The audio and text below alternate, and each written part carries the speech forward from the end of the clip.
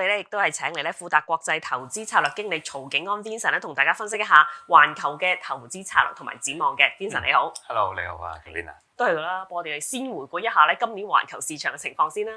好啊，頭先都有其他講者都有表達過噶啦，咁我就喺度快快咁同大家分享下啦。咁我哋而家畫面上面咧藍色巴咧就係講緊2025年今年年初啦，去到截到咧11月底嘅時候嘅各大主要資產類別嘅一啲表現。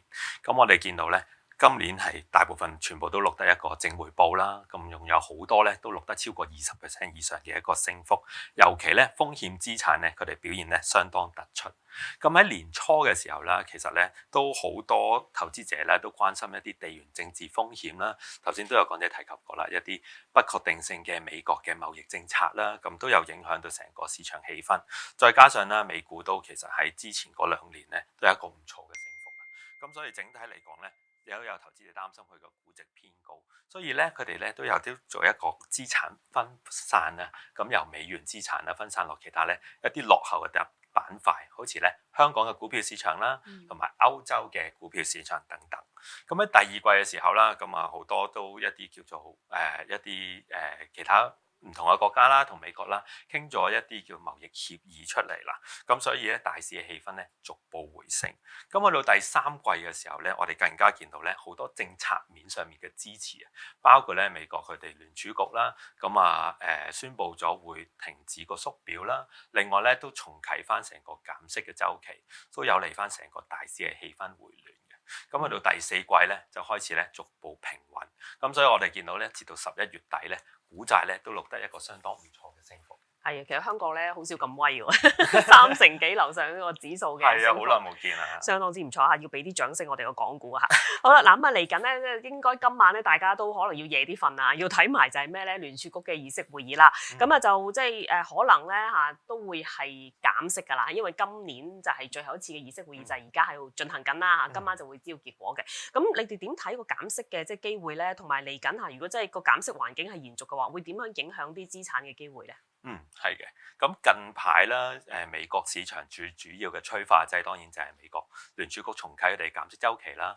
咁喺9月同11月咧，都分別減咗25點子㗎啦。就好似 Karina 話齋啦，咁啊12月今年最後一次嘅議息咧，都咧 probably 咧市場預估90% 以上嘅機率咧，都會再減多25點子嘅，咁啊帶動翻咧成個咧美國 Fed Funds Rate 咧會落翻去3.5% 啦至3.75% 呢個區間嘅。咁咧究竟會唔會繼續減息咧？咁我最主要睇翻聯儲局嘅2大目標。第一個主要目標咧就係咧穩定個就業市場。咁喺左手邊幅圖啦，我哋睇翻就係一個美國嘅職位空缺嘅數字啦，藍色線嗰度啦，就喺過去呢3年咧，其實都有一個降溫嘅一個跡象。而同一時間咧，我哋見到咧失業率個數字咧，又喺之前歷史低位3.4% 咧，慢慢 pick up 翻去咧，而家係4% 樓上嘅一個水平。咁但係咧仍然係相對健康嘅。咁聯儲局嘅第2大嘅目標咧，就係咧希望穩定個物價嘛。咁喺右手邊幅圖啦，我哋睇翻美國聯儲局5年遠期、5年平衡嘅通脹率咧，暫時咧我哋咧係一個通脹嘅一個 leading indicator 嘅領先指標嚟嘅。咁我哋見到咧，暫時咧市場預期咧通脹係維持一個溫和嘅一個水平。咁所以啦，我哋見到整體嚟講就業個數字，勞工市場就慢咗啲落嚟。另外咧喺個通脹嘅預期咧，亦都受控嘅情況之下咧，有進一步減息嘅空間俾聯儲局嘅。咁究竟咧展望2026年我哋點睇咧？咁根據聯儲局上一次嘅議息報告嘅點陣圖咧，就講緊出年咧係會預期會減息1次嘅。咁但係咧我哋富達睇法咧進取啲，我哋覺得咧出年會有3次嘅減息機會。咁當然啦，仲有好多其他因素會左右呢個預期嘅，例如出年年中嘅時候，聯儲局嘅主席會換屆啦。咁另外咧一啲咧最新嘅就業數據同企業數據咧都會影響呢個預期嘅。咁暫時呢刻咧我哋就預估3次。咁頭先 Karina 你都有問到啦，咁我哋個減息究竟對個市場有咩影響咧？咁好直觀嚟睇，我哋就睇翻整體嚟講咧，個貸款成本就下跌咗㗎啦。嗯咁一啲咧消費性相關嘅板塊咧就會受惠。譬如啦，我哋見到美國都係一個叫消費主導型嘅經濟體啦，佢哋嘅 GDP 入面咧，其實都講緊68至69%咧，都係講緊咧係一啲叫消費相關嘅帶動嘅。咁如果消費嘅板塊上升啦，係會對整體嘅經濟基本面咧係一個幾大嘅刺激作用嘅。咁另外啦，咁就係一啲增長型嘅股票咧，都同樣會受惠嘅。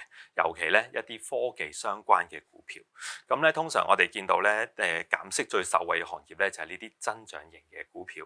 咁主要咧係因為咧佢哋有一個較低嘅 discount rate 啦，咁所以咧可以往往咧令到呢啲公司嘅未來預估嘅盈利咧就會大幅上調，從而咧提供咧更加多估值空間俾佢哋嘅。係啊，所以就減息嚟緊嚟睇咧，係有空間同埋有需要咧，係減息下，出年再減多3次嘅。咁去翻都係啲中性嘅利率水平啦嚇。好啦嗱今年咧就大家頭先都即係討論過啦嚇，AI 啊科技係投資主題啦。但係咧去到呢個地步咧，其實去到年尾我都 feel 到個市咧，即係驚驚地啊，即係驚太貴啊，係咪啊？出年會唔會都係有咁嘅擔心咧？都有㗎，其實都明白好多客戶咧會擔心咧 AI 會唔會有個 bubble，會唔會有泡沫嘅出現啦？會唔會重現翻咧2000年咧科網股爆破嘅情況？咁始終我哋見到科技股其實都升咗好一段時間啦。咁除咗股票之外咧，咁其實我哋見到咧今年上半年嘅經濟增長主要咧都係由科技相關嘅投資帶動，包括一啲 chips 啊，包括一啲資訊處理嘅設備啊 ，data center 嗰啲數據中心啊，軟件應用等等嘅。咁我哋左手邊幅圖啦，我哋從一個國內生產總值 GDP 嘅貢獻比率嚟睇，會點樣呢？我哋睇翻啦，目前嘅投資科技嘅貢獻水平啦，同埋當年2000年嘅科網股熱潮嘅時候咧，已經係相若，甚至乎有輕微高咗上去添嘅。咁我哋見到咧，而家嘅科技嘅環境啦，同埋當年有啲咩唔同嘅地方呢？咁我喺4個層面同大家分享嘅。咁第一啦，喺應用嘅層面上面，咁相比2000年啦，咁科技呢唔再只係一個投資主題，而係實質咧改變緊工作啊，改變緊我哋生活模式嘅一個變革。例如我哋見到 ChatGPT 面世3週年啦，已經3歲啦，咁快就一出嚟咧，已經瞬間成為市場嘅焦點。咁我哋見到咧，無論商業上同埋日常生活上咧，都我哋嘅應用咧係廣泛咗好多嘅。咁喺商業上面啦，各行各業啦，我哋都見到一啲數字上面啦，佢哋咧對 AI 上面嘅投資啊，或者 AI 上面嘅支出啊，其實都高咗好多㗎。包括我哋公司都係啦。咁我哋公司有好多AI 嘅軟件啦，咁另外咧就係有好多更加多嘅 AI 嘅 sharing 啦，點樣去提高我哋嘅整體嘅工作效率啦？透過 AI，咁而日常生活上更加用得廣泛啦。咁近排最多人用就係我嚟 plan 下啲旅行行程啊，或者係一啲影片啊、圖像生成，我哋成日都見到用好多 AI 去幫手，甚至乎咧我哋見到一啲家庭電器啊，陸陸續續咧都加入咗 AI 入面。譬如之前我有睇開咧，有一個電飯煲，加入咗 AI 喺入面，咁咧用一個 AI 咧去測試每一粒米佢嘅受熱程度，會唔會好均勻啊？好成咁犀利，好高科技喎！好高科技㗎，個電飯煲5位數字，所以我都到而家都仲未有機會嘗試有幾高科技。係啦，咁既然應用咗咁多啦，咁喺盈利方面又點樣呢？相比起2000年咧，我哋見到而家幾大嘅科技巨頭咧，個盈利咧係非常之好，見到佢哋公布嘅業績咧係不斷咁創緊新高嘅。而家我哋見到科技公司嘅估值啦，主要係由實質嘅盈利去支持嘅，而唔係單純嘅一個預期未來嘅盈利去計算嘅。第三啦，我哋喺個風險方面睇啦，我哋成日都喺度講科技嘅板塊咧，其實佢哋現金流係非常之強勁嘅。我哋睇翻啲數字啦，即係發現如果喺compare 其他行業嚟講咧，科技類咧佢哋嘅淨負債佔市值咧只係大概1% 嘅啫，而第二低嘅行業咧都講緊13-14%，一啲高嘅行業咧講緊係超過60% 嘅一個槓桿比率。所以咧我哋見到咧科技行業咧現時係仍然係相對健康。最後啦，喺外圍因素嚟睇啦，喺經濟層面方面啦，我哋睇到，原來咧喺當時科網股爆破前咧，喺1999年啊，甚至喺2000年嘅時候咧，美國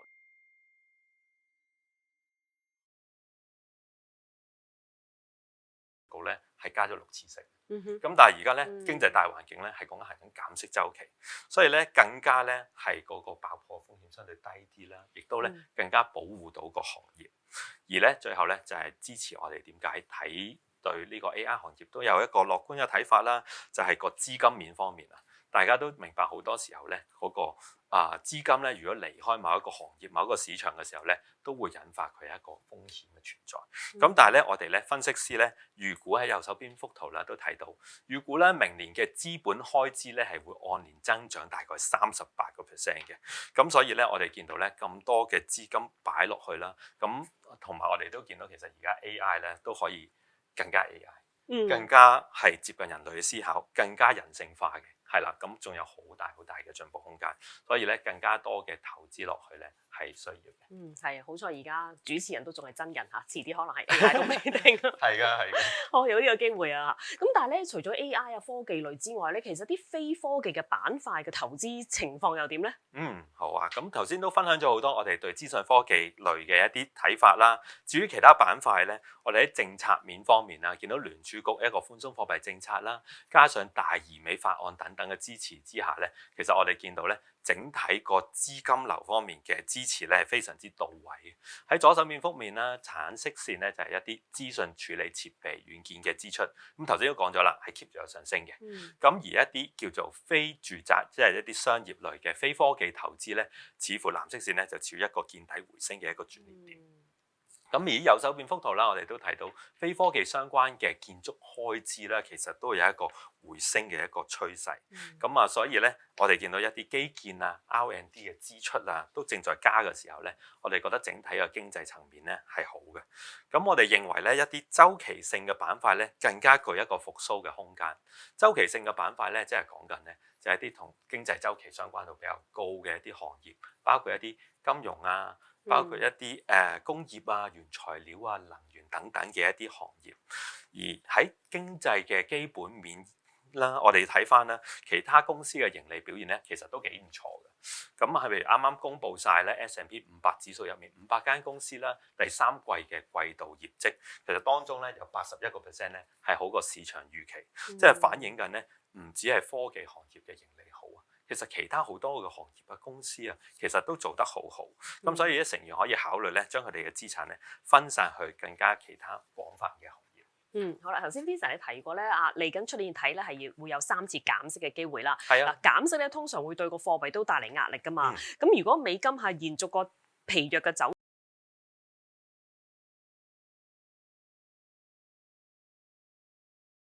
對於股票同埋債券啦，都好多即係可能成員都會想知道債券你點睇喎？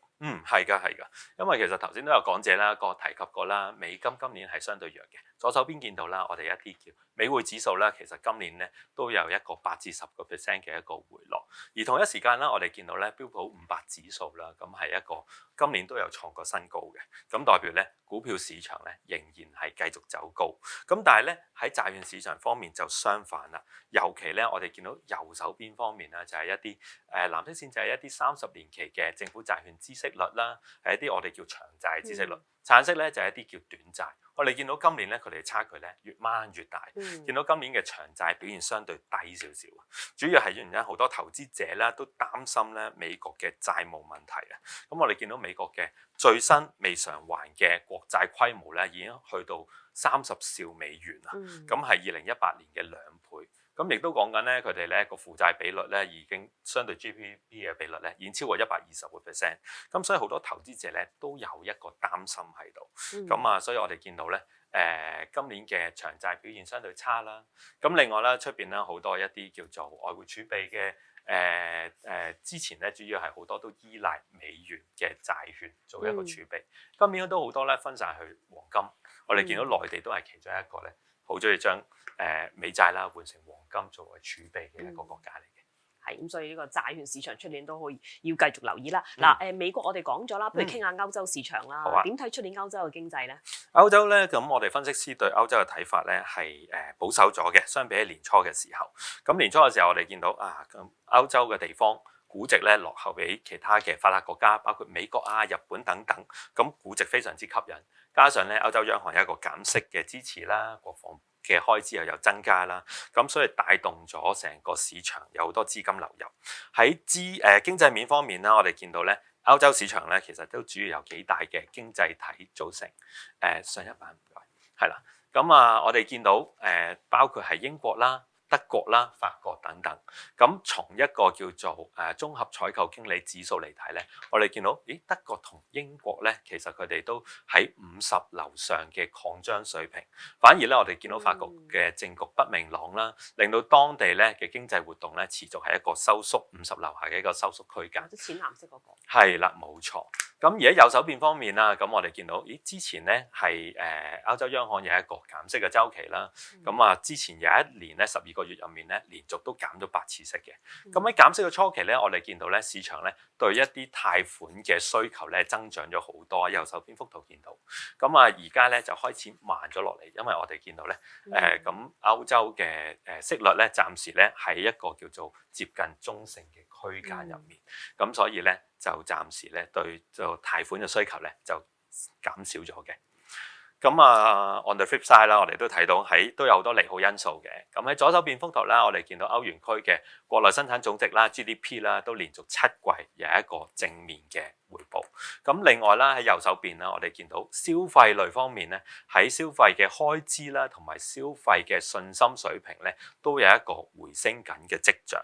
咁所以咧整體嚟講咧，我哋咧見到歐洲咧都有啲不明朗因素，包括我哋見到喺法國啊，同埋我哋見到咧個減息嘅空間咧似乎 limit 咗啦。咁但係咧我哋留意翻，其實歐洲整體個經濟基本面咧其實係好唔錯，加上咧有機會咧出現一個俄烏和平協議嘅談判嘅情況發生，咁有一個 upside 嘅 potential 喺度啦。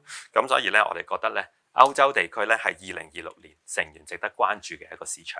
都唔可以睇漏歐洲嚇。咁我哋講完美國，講完歐洲，不如講下日本啦。日本其實今年個股市表現都唔錯啦嚇，日經指數都上過去5萬嘅樓上嚇，創過歷史高位啦。咁嚟緊下個投資前景應該點樣分析咧？係啊，我哋見到日本嘅市場啦，咁過去3年咧表現非常之強勢嘅，咁吸引咗好多重量級嘅投資者咁擺錢入去，包括股神啦。咁喺經策叫做政策面方面啦，我哋睇到其實而家日本咧都正在喺度加息週期，由之前一個負利率變翻到咧一個叫正利率，而家0.5% 啦。咁但係我哋見到日本央行咧係循序漸進咁咧縮減佢哋嘅資產負債表嘅，咁希望咧降低對市場嘅一個衝擊。咁日本央行啦第3季咧都宣布減持咧手頭上持有嘅 ETF 交易所買賣基金啦，同埋咧日本房地產嘅投資信託嘅持倉。喺左手邊見到啦，其實日本央行咧而家係持有嘅 ETF 嘅價值咧係37萬億嘅日元嚟嘅。咁我哋計劃咧以每年咧3300億嘅速度咧去拋售 ETF。咁我哋見到啦，如果要完全清空佢手頭上嘅倉位咧，需要係超過100年嘅時間。咁間接釋放咗咧係一個支持經濟嘅一個信號。咁喺右手邊方面咧，我哋見到咧係我哋見到就係一個叫做花旗集團嘅經濟驚奇指數啊，即係講緊咧，如果日本公布嘅一啲經濟數據咧好過市場預期嘅話咧，就會係正數；差過咧就會係負數。咁我哋見到咧，今年喺2025年嘅時候咧，大部分時間咧都係咧公布嘅經濟數據咧都係好過市場嘅預期。驚喜係啦，咁反映咗咧成個咧日本嘅經濟基本面咧，其實做得幾唔錯。咁呢個日本嘅市場，我哋都要繼續留意啦嚇。除咗去日本旅行之外咧，都可以繼續睇下個市場嘅情況。好啦，嗱，而家呢個時間咧，我哋不如睇下觀眾有啲咩問題咧，想請教 Vincent 先。呢條問題都係想問下日股喎。有觀眾真係有投資緊喺日股嘅，咁但係咧最近中日關係緊張，會唔會影響下年日股嘅表現咧？使唔使而家避咗險先？有嘅，呢個都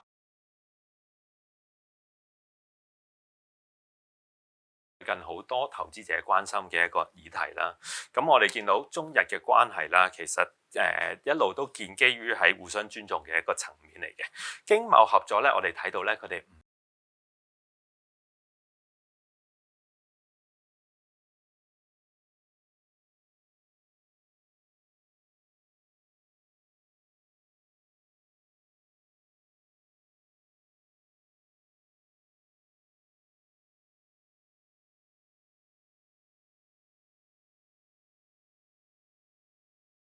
係非常之緊密嘅。咁暫時呢刻嚟講啦，我哋都見到係一個相對高姿態嘅一個對話啦，甚至乎咧一個相對溫和嘅經濟手段，遠遠咧未達到一個叫制裁嘅階段啦。咁內地啦亦都呼籲啦，咁內地嘅旅客就唔好去日本旅行啦。咁演唱會嘅取消啊，或者甚至乎咧一啲日本嘅電影咧無法咧喺內地咧上映，或者上映咗嘅要提早落畫，都係一啲咧相對經濟實質影響相對細嘅一啲舉動。咁最大嘅舉動咧就係可能日本嘅旅客啦，始終我哋今年嚟睇咧，日本內地嘅旅客啦，佔日本總旅客人口咧大概23% 左右。咁市場咧好多經濟學家都預估啦，咁呢啲咁嘅旅客咧，咁對日本嘅經濟打擊咧，可能大概係0.2至0.3% 嘅一個 GDP 嘅一個水平，似乎咧就未算去到一個嚴重嘅階段。咁我哋見到政治千變萬化啦，我哋好難做一個預估嘅。咁投資者最好做一個分散風險嘅配置啊，多啲去留意翻整體嘅一個news 係點樣啦。好啊，觀眾都就好有興趣對於日本嘅資產喎。係我個朋友就問日元走弱啊，即係除咗去日本旅行之外啦，會唔會都有利日本股市咧？個 yen 下年你係點睇咧？喺 yen 嘅睇法咧，咁我哋見到其實日本都係一個叫傳統嘅出口型經濟體啊，咁會出口好多汽車啊、電子產品啊、晶片嘅零部件等等。